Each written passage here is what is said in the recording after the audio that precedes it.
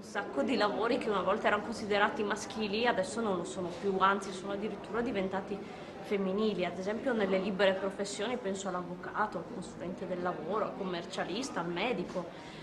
Ma anche in alcune, non so, profili quali quelli amministrativi negli anni 70 e fino alla prima metà degli anni 80 erano tipicamente maschili e adesso si sono quasi invertiti i ruoli, per cui diciamo da un punto di vista della scelta dei lavori possibili l'emancipazione in Italia o comunque nella nostra regione è praticamente raggiunta, salvo alcuni lavori per cui sarà impossibile, non so, la prima ballerina della Scala sarà sempre una donna, si ipotizza, oppure per lavori particolarmente pesanti, diciamo che l'eguaglianza da questo punto di vista esiste.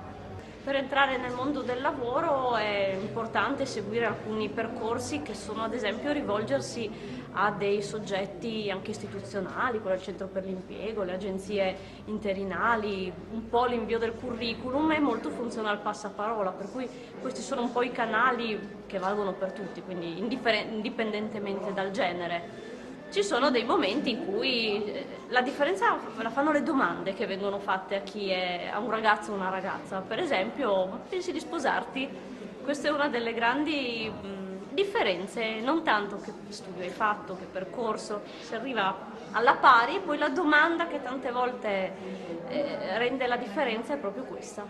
Diciamo che poi il momento più critico o comunque la chiave di volta è quello legato al momento della maternità, nel senso che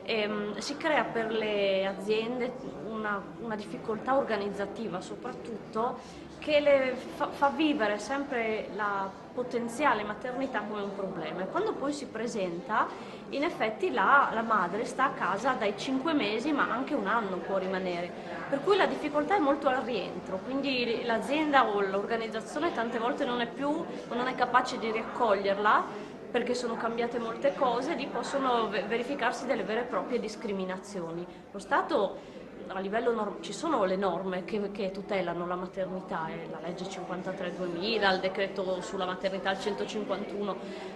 però al di là della norma, che in Italia è molto forte, sono proprio le pratiche organizzative che vanno ammodernate o comunque aiutate a funzionare meglio.